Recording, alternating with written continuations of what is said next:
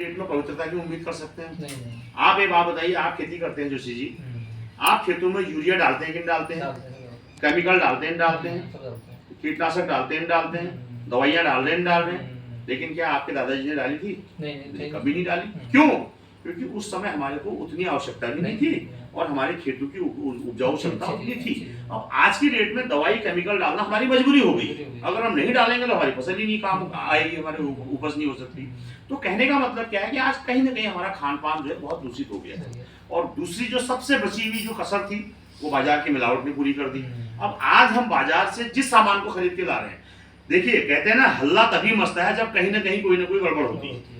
आए दिन हम टीवी अखबार इनमें पढ़ते रहते हैं कि वहां पे नकली तेल की खेप पकड़ी गई, और अभी होली दिवाली आई तो नकली मावा पकड़ा गया, और कई जगह आता है नकली दवाइयां पकड़ी गई, कई जगह आता है उसमें ये पकड़ा गया, नकली मसाले पकड़े गए। ये सब चीजें क्यों हल्ला मच रहा है? क्योंकि कहीं ना कहीं तो गड़बड़ है और हम उसी गड़बड़ का हिस्सा है। हम आज आपके बीच में एक ऐसा समाधान लेके आए हैं कि अगर आप इन चीजों से बचना चाहते हैं तो हमारे पास समाधान है। अब आज की डेट में मैं आपको बताऊं, हमारे खान पान में सारी गृहिणियां बैठी हैं यहाँ पे। आप बताइए, आपके किचन से अगर तेल घी को हटा दिया जाए तो आप खाना बना सकते हो? नहीं बना सकते हो। यानी कि तेल और घी क्या है, हमारे किचन का अहम हिस्सा है। और मैं आपको एक बात और बता दूं, शरीर में होने वाली 100 में से 80 बीमारियां, जिसमें पेट की गैस, पेट की बीमारियां, बीपी, शुगर, कोलेस्ट्रॉल, थायराइड और ये हाइपरटेंशन, जिसको ब्लड प्रेशर भी कहते हैं, और ये गैस वैस बनना, ये सब, इन सब के लिए जिम्मेदार होता है हमारा खाने वाला तेल। और हमें अपने तेल के बारे में पता ही नहीं है। हम दुकान जाते हैं, एक पैकेट तेल दे दो, जो दिया वो ले आए और खा के उसको खा लिया। अब मैं आपको बताऊं, आज की डेट में मार्केट में जो तेल मिल रहा है उसमें मैक्सिमम नकली तेल आ रहा है सर। नकली तो नहीं कहेंगे उसको, वो मिलावटी। मिलावटी कैसे है? क्योंकि जितनी हमारी आज की आवश्यकता है उतना हमारा उत्पादन नहीं है। तो अब क्या हो रहा है, जो विदेशों से पाम ऑयल इंपोर्ट किया जाता है, आप अक्सर देखना जो नमकीन बिस्किट हम खाते हैं ना, उनमें देखना उसमें लिखा होता है पाम ऑयल से बना हुआ है। और पाम ऑयल बहुत खतरनाक होता है, पाम ऑयल अच्छा नहीं है, मजबूरी में लोग खा रहे हैं उसको। तो वो क्या हो रहा है, पाम ऑयल को मिला मिला के दुनिया भर के तेल बन रहे हैं। वो तेल बहुत जहरीले हैं, क्योंकि तेल के बारे में कहा जाता है कि हमारे तेल में 3 प्रकार के जो फैट होते हैं वो पाए जाते हैं। Saturated fat, poly unsaturated fat, mono unsaturated fat. ये टेक्निकल बात पे हम नहीं जाएंगे।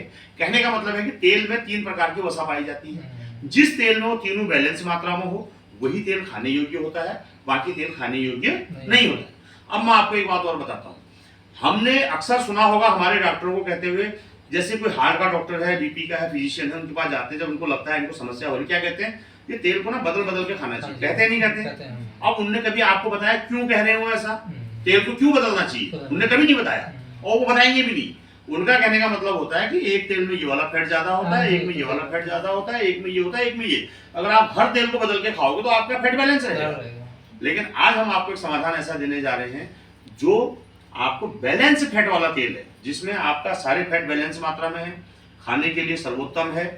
इवन हमारे एम्स के और चंडीगढ़ पीजीआई के डॉक्टर तक मानते हैं कि ये तेल खाना चाहिए। और जो आज अच्छे अच्छे जो आयुर्वेद के जानकार हैं, जो अच्छे न्यूट्रिस्ट हैं, जो अच्छे ये लोग हैं, जानकार हैं तेलों के, वो कहते हैं कि इस तेल का इस्तेमाल होना चाहिए। उस तेल का नाम है राइस ब्रेन ऑयल। ये है हमारा राइस ब्रेन ऑयल, और ये फिजिकली रिफाइन होता है। रिफाइनिंग की भी 2 प्रक्रिया होती है, केमिकल रिफाइनिंग, फिजिकल रिफाइनिंग।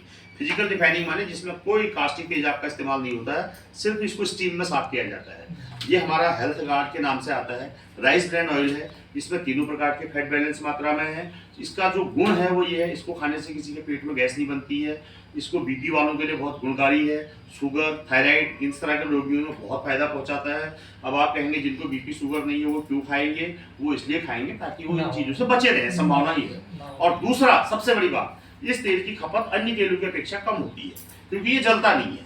और अक्सर आपने देखा होगा जब आप किचन में कढ़ाई में तेल डालते हैं, पूड़ियाँ तलते हैं, थोड़ा आंच तेज होती है तो पूरे किचन में धुआं आ जाता है। आता है नहीं आता है? लेकिन इस तेल में धुआं नहीं आएगा, इसमें बिल्कुल धुआं नहीं आएगा, क्योंकि बहुत तेज, जब बहुत ज़्यादा टेम्परेचर होता है तभी जलता है, वरना नहीं जलता है। उसके अलावा इस तेल को आपको अगर चेक करना हो तो कुछ मत करिए, इस तेल को हाथ में लगाइए और सादे पानी से हाथ धो के हाथ पोंछ लीजिए। आपको लगेगा ही नहीं कि आपके हाथों में कभी तेल भी लगा। इसमें कोई गंध नहीं है, इसमें कोई महक नहीं है। और ये तेल हमारे छोटे बच्चों से लेकर बड़े बुजुर्गों तक के लिए, सबके लिए गुणकारी है। और कॉस्ट वाइज अगर मैं बात करूं तो मार्केट के तेल के बराबर की ही कीमत का है, ऐसा नहीं कि उससे बहुत महंगा है। बाजार में आप लोग लाते होंगे तेल 190-200 रुपये लीटर, ऐसे ही तो आ रहा है आजकल। अगर अच्छा मांगेंगे उनसे, सो कॉल्ड अच्छा, अच्छा नहीं कहूँगा मैं उसको, लेकिन कहते हैं वो अच्छा। और इसकी जो कीमत आती है वो आती है मात्र 222 रुपये लीटर, और अन्य तेलों की अपेक्षा इसने कम लगना है। ये 25% तक कम लगता है। अगर आपके घर में 5 लीटर तेल लग रहा है तो 4 ही लगेगा, यानी कि 1 लीटर के आपके पैसे बच जाते हैं और आपको अच्छी क्वालिटी का प्रोडक्ट मिल जाता है। ये तो है हमारा पहला प्रोडक्ट, खाने वाला तेल। इसी प्रकार आज के डेट में जो सबसे ज्यादा मिलावट की संभावना रहती है तेल, चाय और मसालों में। अक्सर आप देखिए, एक चीज बताइए सर, एक ही बाजार में एक हल्दी मिल रही है 250 रुपए किलो, दूसरा बेच रहा है 300 रुपए किलो, चौथा बेच रहा है 200 रुपए किलो, कोई बेच रहा है 150 रुपए किलो। कहाँ से आई?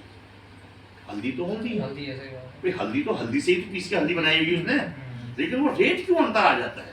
सीधा सा मतलब है, जिसने कम मिलावट करी वो थोड़ा महंगा बेचेगा, जिसने ज्यादा मिलावट करी वो सस्ता बेच देगा। हल्दी में चावल का आटा मिलाया जाता है, पता है आप लोगों को? जो नकली जो बाजार में बेचते हैं ना मिलावटी हल्दी, जहाँ लोग कहते हैं तो सस्ता वाला लाते हैं, वो सस्ता वाला वही है। और जो मिर्च आती है ना, मिर्च, ये मिर्च पाउडर, इसमें लोग बाजार में ईंट का पाउडर तक पीस के मिला देते हैं। और जो धनिया आता है वो धनिया में पता नहीं क्या क्या मिलाते हैं, कहने की जरूरत नहीं है। तो हमारे जो मसाले हैं ये उत्तम क्वालिटी के मसाले हैं। आपको मिर्च के बारे में लोग कहते हैं ना मिर्च नहीं खानी चाहिए, इससे जलन होती है, गैस बनती है, कहते हैं ना मिर्च को, लेकिन सर मिर्च नुकसानदायक नहीं है, मिर्च फायदेमंद भी है। लेकिन मिर्च का कौन सा हिस्सा फायदेमंद है? जो उसका पत्ता, जो बाहर की छिलका होता है, अंदर का जो बीज होता है ना, वो थोड़ा खतरनाक, वो थोड़ा दिक्कत करता है। तो हमारी जो मिर्च आती है इसमें से हम क्या करते हैं, बीज को अलग कर देते हैं, छिलके को पीसा जाता है। ये मिर्च आपको कभी नुकसान नहीं पहुंचाएगी। मिर्च में मिनरल्स भी होते हैं। असल में जो मसाले हैं ना, ये हमारे आज के नहीं है, ये हमारे पूर्वजों की देन है।